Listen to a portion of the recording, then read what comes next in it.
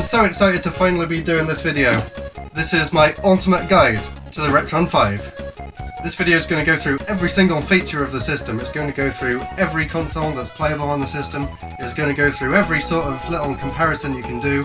It's going to feature an unboxing. It's going to feature my opinions of it. It's just going to be the most in-depth video about the Retron 5 on the internet. Thanks for watching.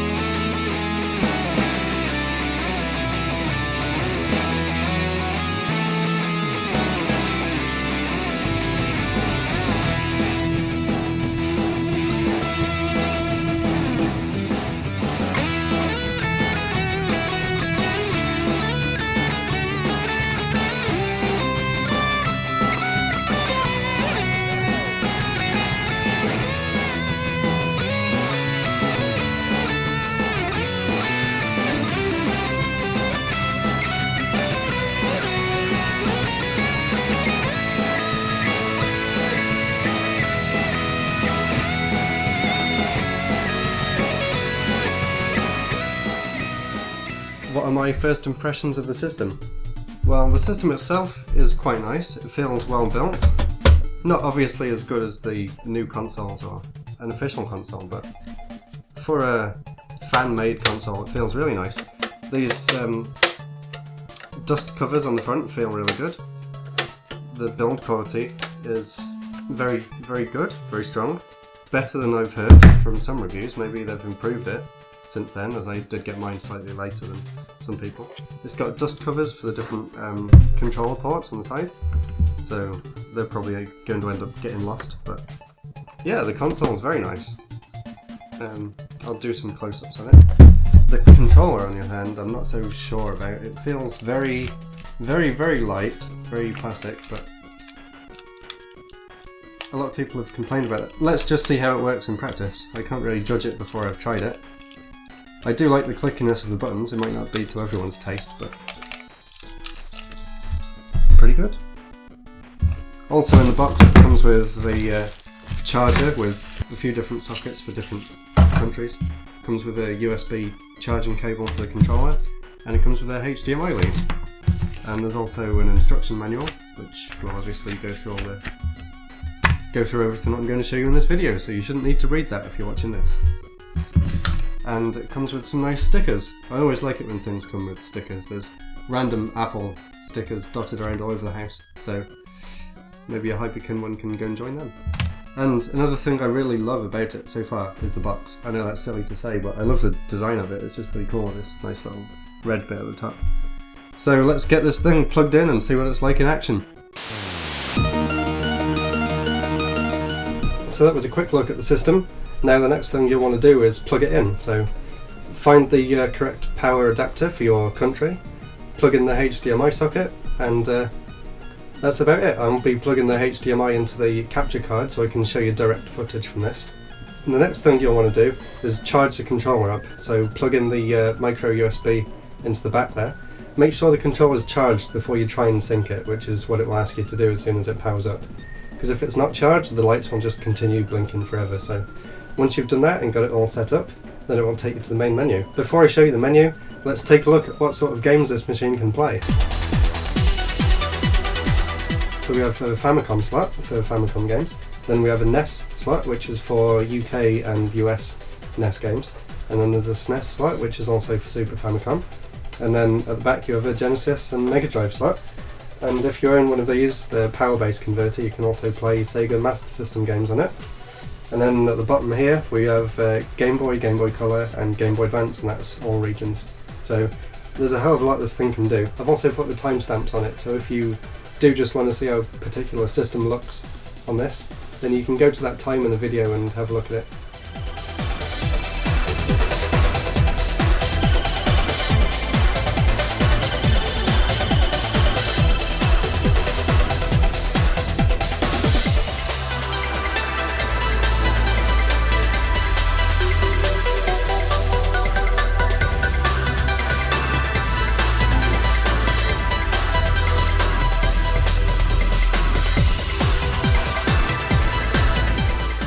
So this is a quick look at the menu. We'll go into more detail about all these features later, but basically you can change any of these at any time during the game by going down into the settings menu. So it's got all your general options like filters and sound boost and all your different controller options at the bottom. So there's a lot to go into, but I'll talk you through all that as the video goes on. At the bottom of the menu there's an update button, so you'll definitely want to do this before you begin playing with it, because I found out there was a new update out and that allowed me to do some really cool things with the system that you wouldn't have been able to do before then.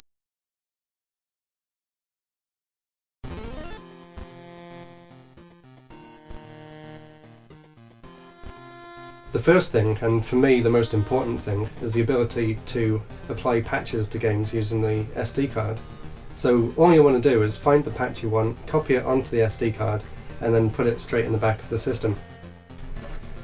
I found out something really amazing with the patches. You can actually patch the original Star Fox or Starwing and turn it into the unreleased game Star Fox 2. I have no idea how this works, but it works perfectly, so take a look at this. I was completely blown away by it.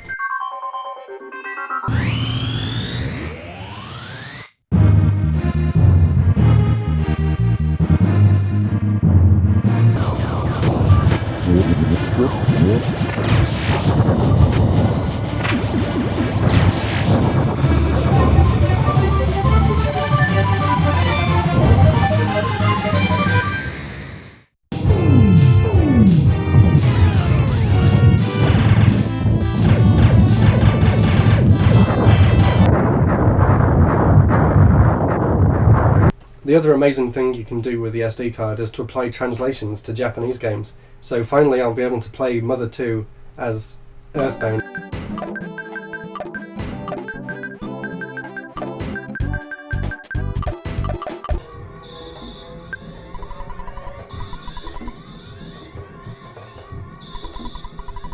As well as loads of other amazing RPGs for the Super Famicom.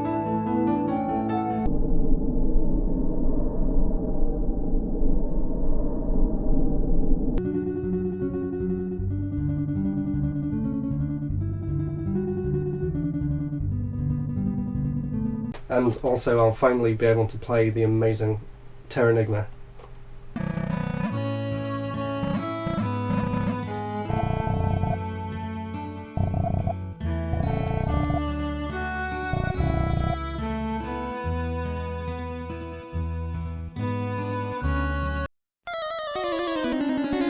The next thing the SD card allows you to do is download cheats from Hyperkin's official website. You can do that pretty simply and then just put the entire lot onto the SD card.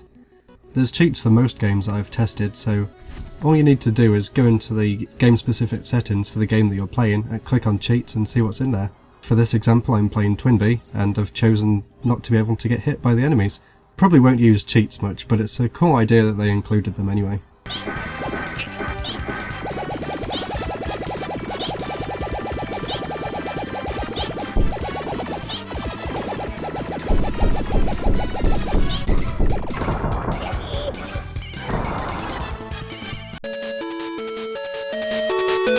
So I've had a while to play with the system now, so what do I think of the controller? Well, I kind of have mixed feelings about it. The analog stick's really nice and clicky. The buttons are okay. I like the fact that it's got programmable buttons on the side, so I've got one set to fast forward and the other to change filters, but really you can change them to whatever you want in the settings. The thing I really don't like about it though, these bits at the back kind of dig into your fingers after a while, and the L and R buttons are really hard to press down, so like if you're trying to do a barrel roll in Star Fox for example, it can be really awkward to do that. And there was one other thing that really bugged me about it. The lights on the front are really bright, so I actually got a little bit of blue tack and stuck it over the player 1 light so it didn't blind me while I was playing. But apart from that, I do like the controller and there's barely any lag. I mean, I can sit all the way at the other side of the room and play it perfectly fine. And if there is any lag, that's probably down to the kind of TV you're using more than the console. So. But obviously if you don't want to use this, the console has ports for all the different original controllers. And the weird thing is, you can actually use any of these controllers with any game. So if you did, for example, want to play Sonic 1 with a NES controller, then you can. I don't know why you would, but it is possible.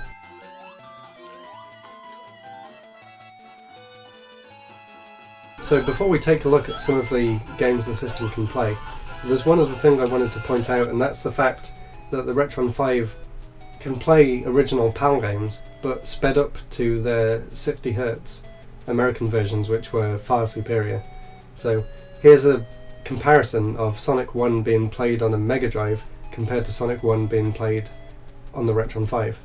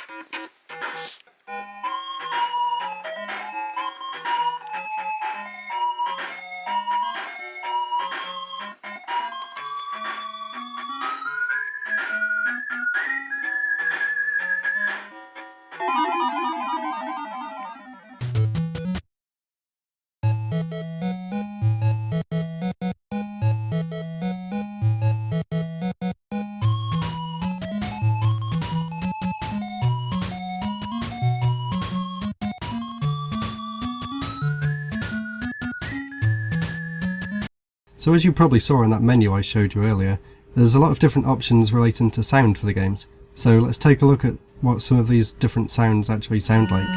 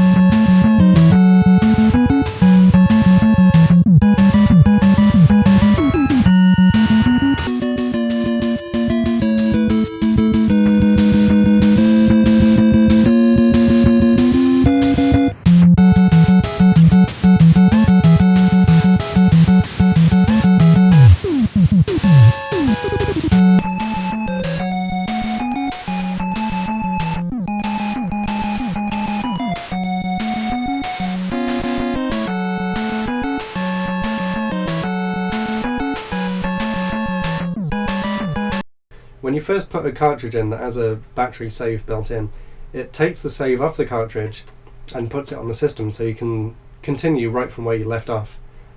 And the really amazing thing is the fact that you can actually take that save that's on the system and somehow, God knows how they do it, you can put that back onto the cartridge and carry on playing it on the original system, which is really, really cool. And I tried it out with Advance Wars for a demonstration and it works perfectly.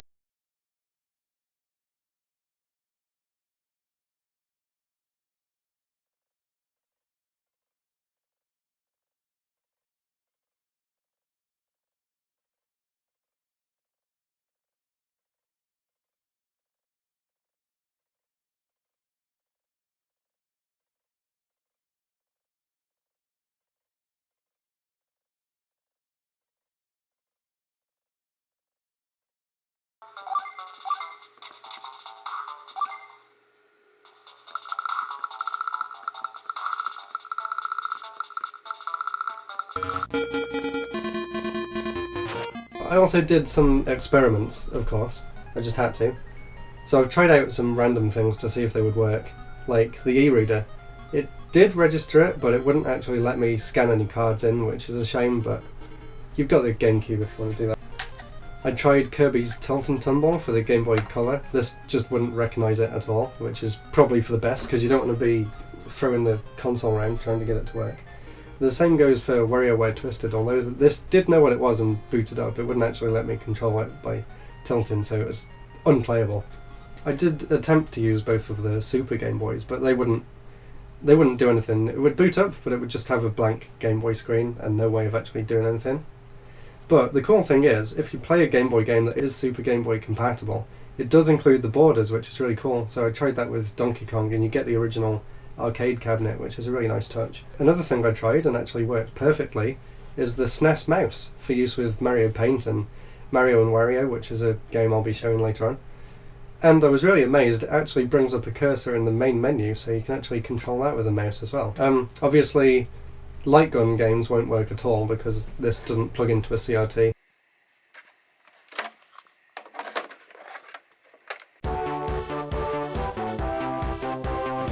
So, how does multiplayer work with the system? Well, of course you can plug in any controller you want into any socket in the system and play it just like that. But I wanted to try something a little bit different. I wanted to see how multiplayer works being plugged into the controller ports on Micro Machines for the Mega Drive, which actually had controller ports built into the cartridge. Unfortunately, this didn't work, but you can still play Micro Machines using the controller ports on the side, just not in 4-player. Well, I didn't have 4 people to test it with, but just enjoy this quick clip of me and my girlfriend playing Micro Machines because it is so much fun.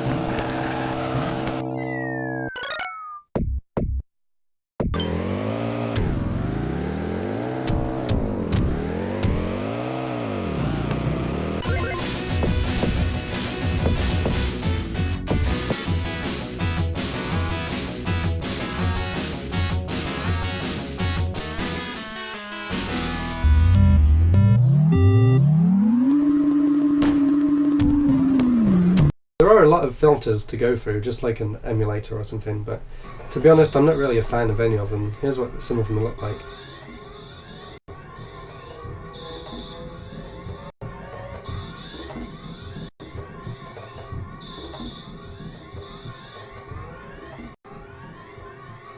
One feature I am really happy about with this system though is the ability to add scanlines to any game, which kind of emulates the look and feel of a CRT. While it's not entirely perfect, and a CRT is probably still the best way to play these games, it gives it a look that's much easier on the eye on such a big screen, so I always play with that on.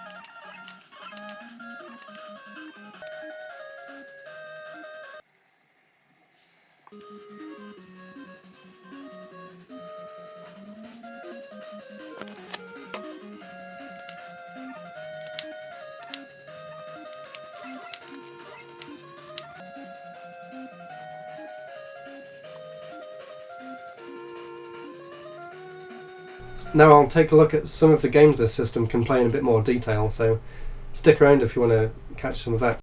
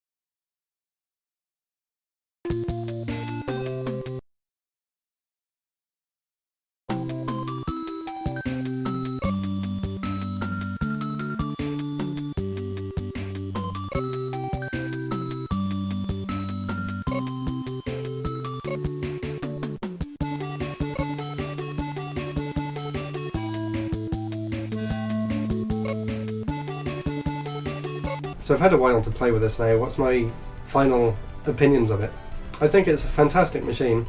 The build quality is really good, a lot better than some people have been saying, and it's not really that hard to get the games out. You just have to kind of wiggle them a little bit. On the whole, it actually reads them a lot better than some of the older systems. I'm not a fan of the filters, but you can turn them off, which is a good thing. The controller I actually really enjoy, and the fact that it's wireless means that I can lean back and play it. I don't have to be right up next to the telly, so that's always a good thing.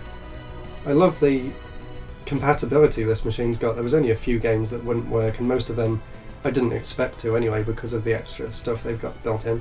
It works perfectly with the Super FX chip and every kind of weird Mega Drive game you can find. Well, that I tested anyway. So overall, I'm extremely pleased with this, and I hope this video helped a lot of people out if they were planning on getting one.